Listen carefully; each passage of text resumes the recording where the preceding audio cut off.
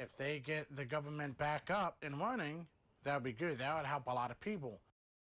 It's day 33 of the government shutdown, and Section 8 tenants could soon face some difficult choices. A mid-Missouri man worries the disagreement will make it harder for him to pay his rent. KOMU8's David Estrada tells us what could happen to his benefits.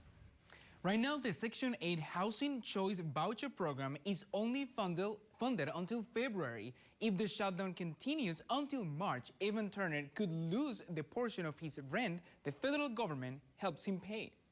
I was worried thinking that we was going to lose a house. Evan Turner is one of 1,600 people who received this letter from the Northeast Community Action Corporation, NECAC, saying they could lose their Section 8 benefits in March to pay rent. Well, between me and my fiance, I'm sure that we can both, if we chip in, we both can pay it off.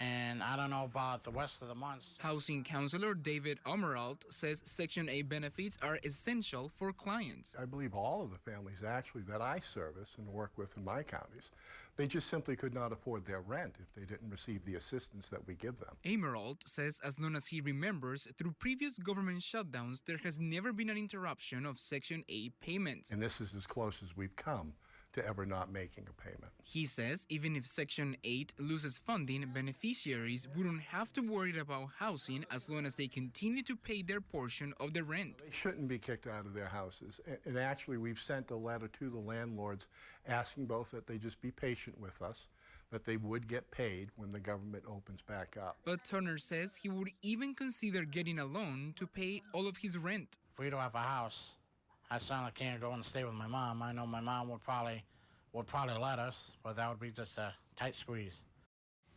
Emerald advises Section 8 clients to wait to see what happens with the shutdown instead of adding more expenses to their budget with a loan. In the studio, David Estrada, KOMU8 News.